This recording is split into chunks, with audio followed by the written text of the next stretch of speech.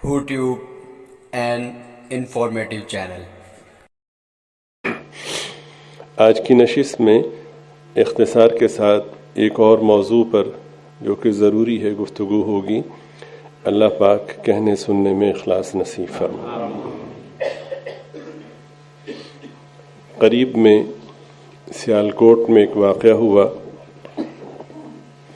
ایک کمپنی کے ایک افسر کو جو کہ سری لنکا کا رہنے والا تھا اور یہاں پہ ملازمت کے سلسلے میں آیا ہوا تھا، کسی موضوع پر جھگڑا ہوا اور اس جھگڑے کے نتیجے میں جو ماتحت کام کرنے والے تھے، جیسا کہ اب تک کی خبریں آئی ہیں، انہوں نے اسے مارنا پیٹنا شروع کیا اور یہاں تک کہ اسے جان سے مار دیا اور پھر اس کی لاش کو آگ لگا دی. یہ واقعہ اخبارات اور دیگر ذرائع ابلاغ کے ذریعے سے مجھ تک بھی پہنچا اور آپ تک بھی پہنچا. اس پر پھر تبصرے اور تجزیے، لوگوں کے موقف بھی منظر پہ آنا شروع ہوئے اور یہ ایک طرح سے ترجیحی موضوع بن گیا. ہر شخص جو سوشل میڈیا سے تعلق رکھتا ہے، تقریباً ہر شخص وہ اس پہ اپنی رائے دینے لگا. یہاں پہ دو باتیں سمجھنے کی ہیں. پہلی بات تو یہ ہے کہ ہمارا پاکیزہ مذہب، ہمارا پاکیزہ دین یعنی دین اسلام کسی شخص پر بھی، مسلمان ہو یا غیر مسلم، اپنا ہو یا پرایا، مقامی ہو یا اجنبی، ظلم کی اجازت نہیں دیتا. انسان تو انسان، ہمارا دین اتنا پاکیزہ ہے کہ وہ جانوروں پر بھی ظلم کی اجازت نہیں دیتا. آپ حضرات نے یقیناً سنا ہوگا کہ قربانی کے موقع پر ہمارے پاکیزہ دین کا ایک حکم ہے کہ صاحب استطاعت لوگ قربانی کریں.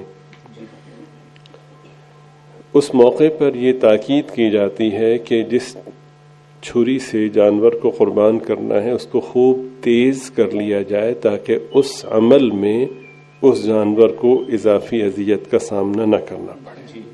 حالانکہ اس کو ذبح کرنا ہے، ایک حکم کو پورا کرنا ہے، حکم کے پورا کرنے میں بھی ایسی تدبیر اختیار کی جائے کہ اس کو اضافی مشقت سے نہ گزرنا پڑے. باقی وہ تکلیف کے جس سے وہ گزر رہا ہے، یہ اس جانور اور اس کے خالق کا معاملہ ہے. اس پر کوئی شخص اعتراض کر کے یا اپنی نامکمل عقل کے نتیجے میں منفی رائے قائم کر کے یہ کہے کہ یہ کیسا دین ہے، یہ کیسا مذہب ہے، تو بھائی سارا سال تمہیں شرم نہیں آتی؟ تم موسی کا گوشت تو کھاتے ہو. سارا سال درست تھا اور آج وہ ظلم ہو گیا. سمجھ رہے ہو؟ یہ اس رب کا معاملہ ہے جس رب نے اس جانور کو پیدا کیا ہے. اس رب نے اس جانور کو پیدا ہی اس لیے کیا ہے.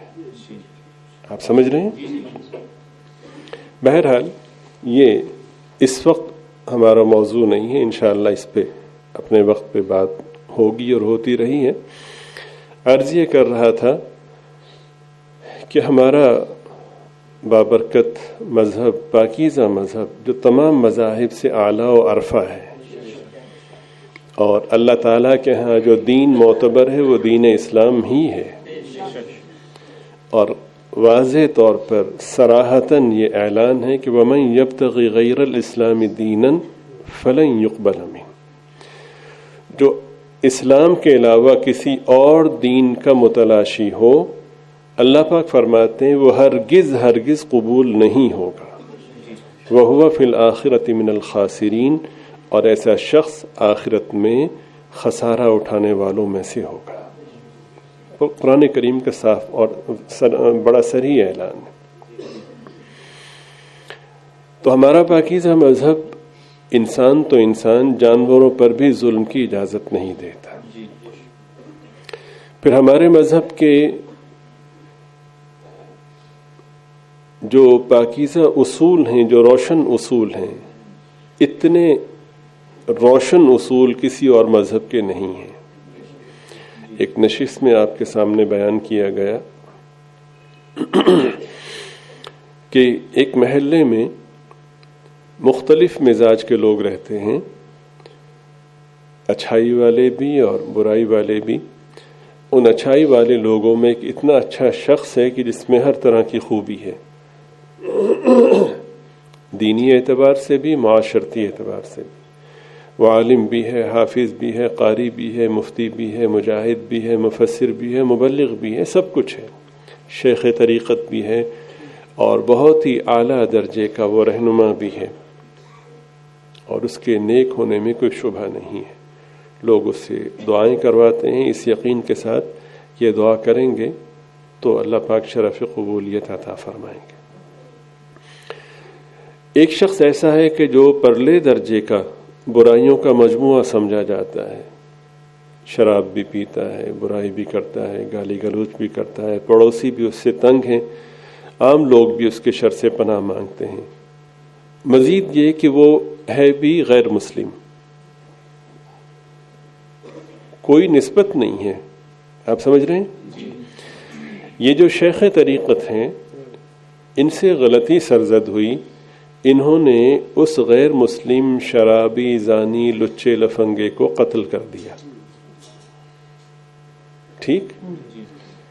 شریعت مطہرہ یہ کہتی ہے کہ یہ اچھا تھا یا برا، یہ مسلمان تھا یا غیر مسلم، یہ اللہ رب العزت کا معاملہ ہے کہ وہ اس کے ساتھ کیا برتاؤ فرماتے۔ آپ نے اس ملک میں ایک شخص کو بلا وجہ قتل کیا، بے شک آپ شیخ طریقت ہیں، بے شک آپ ولی کامل ہیں، بے شک آپ غوث قطب ابدال کے مرتبے پر فائز ہیں، لیکن شریعت مطہرہ کے ایک ضابطے کو آپ نے پامال کیا ہے، اس لچے لفنگے کے بدلے میں آپ کو قصاصاً قتل کیا جائے گا۔ آپ جانتے ہیں پوری دنیا میں اتنا روشن اصولوں والا مذہب کوئی نہیں ہے جتنا ہمارا پاکیزہ دین ہے۔ قتل کرنا تو دور کی بات ہے، آپ کو حیرت ہوگی کہ جب قتل جائز ہوتا ہے، کب جائز ہوتا ہے؟ کہ مسلمانوں کی حکومت ہو، اسلامی ریاست ہو، مسلمانوں کو اللہ تعالیٰ نے قوت عطا فرمائی ہو، اور کوئی ملک یا کچھ لوگ اسلام اور مسلمانوں پر حملہ آور ہوں اور بغیر کسی وجہ کے ظلم اور زیادتی کے مرتکب ہوں، تو ایسے لوگوں کا مقابلہ کرنے کا حکم دیا گیا ہے کہ ریاست اسلامیہ اسلامی اصولوں کی روشنی میں ان کے ساتھ جہاد کریں۔ اس جہاد کے موقع پر وہ جو باغی ہیں یا جو مسلمانوں پہ حملہ آور ہیں، جو اللہ کے پاک دین اور پاک نام کو مٹانے پہ تلے ہوئے ہیں، جب وہ حملہ آور ہوئے ہیں تو اب ان لوگوں پر لازم ہے کہ ان کا مقابلہ کریں۔ اس مقابلے کے دوران یہ حکم ہے کہ جو جو راستے میں آتا جائے اس کو ختم کرتے جاؤ۔ ٹھیک ہے؟ اس دوران بھی یہ کہا گیا ہے کہ جو جو اسلام کو مٹانے کی کوشش کرے اس کو قتل کرتے جاؤ، لیکن فرمایا کہ اس سے زیادہ زیادتی نہیں کرنی۔ کیا مطلب؟ اس کی آنکھیں نہیں نکالنی، اس کا چہرہ نہیں بگاڑنا، ان کی خواتین کو کچھ نہیں کہنا، ان کے بوڑھوں کو کچھ نہیں کہنا، ان کے بچوں کو کچھ نہیں کہنا۔ کیا دنیا کا کوئی اور مذہب ایسی مثال لا سکتا ہے؟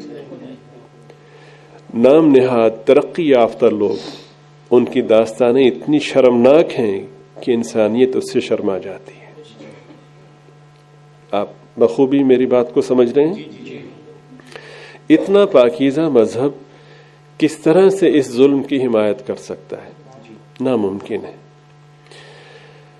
اقلیت کہتے ہیں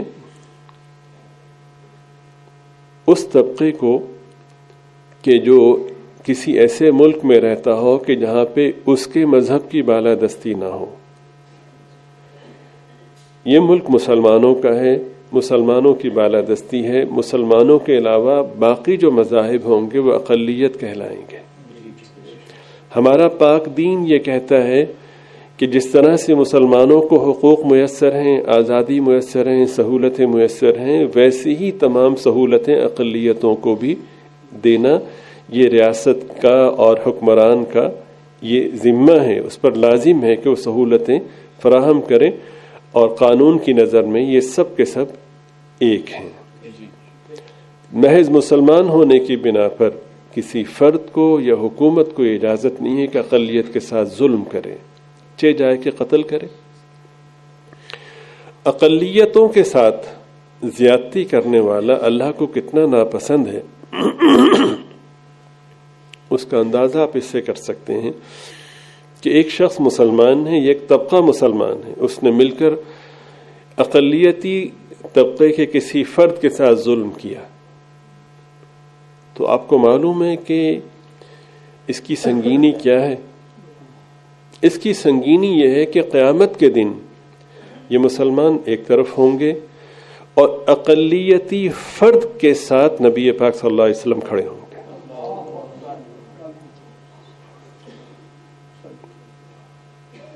چنانچہ حدیث پاک میں ہے کہ سرکار دو عالم صلی اللہ علیہ وسلم نے ارشاد فرمایا کہ جس شخص نے کسی اقلیتی فرد کے ساتھ ظلم کیا یا اس کا حق مارا یا اس پر اس کی طاقت سے بڑھ کر کے بوجھ ڈالا یا اس کی مرضی کے بغیر اس کا مال لیا، تو قیامت کے دن میں اس مظلوم کے ساتھ کھڑا ہوں گا۔